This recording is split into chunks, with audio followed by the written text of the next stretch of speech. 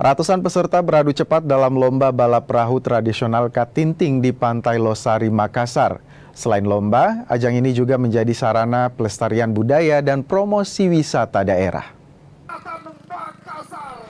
Suara mesin menggema di Pantai Losari di kota Makassar. Balap perahu khas Sulsel ini menjadi ikon olahraga bahari dan budaya maritim daerah yang diikuti 121 tim. Selain dari Sulawesi Selatan, peserta juga datang dari Kalimantan Selatan, Kalimantan Utara, Kalimantan Timur, dan Sulawesi Barat. Para peserta akan bersaing menunjukkan kemampuan dalam adu kecepatan mengemudikan perahu Katinting. Katinting Race 2025 digelar selama 3 hari dengan memperebutkan Piala Gubernur Sulsel dan uang pembinaan 100 juta rupiah, trofi untuk 6 juara, serta hadiah mesin dari sponsor. Dalam rangka untuk memperingati HUT Provinsi Sulawesi Selatan yang ke-356.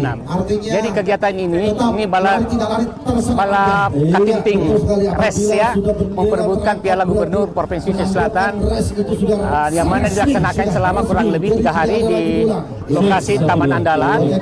Kemudian peserta yang ikut serta dalam ini kegiatan ini kemarin sudah ada peserta sampai 120 tim. Alhamdulillah ini dibuka secara langsung tadi oleh Bapak Gubernur Provinsi Sulawesi Selatan, yaitu Bapak Haji Anies Sudirman Sulaiman, dan dihadiri didampingi oleh Bapak Kapolda, kemudian dihadiri juga oleh Pak Danang Taman dan seluruh OPD yang ada.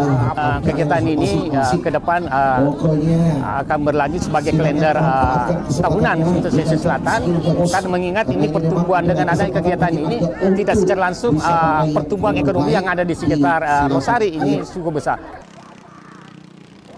Selain rangkaian perayaan hari ulang tahun ke-356 Sulawesi Selatan, Katinting Race juga menjadi hiburan, pelestarian budaya maritim, dan promosi wisata daerah.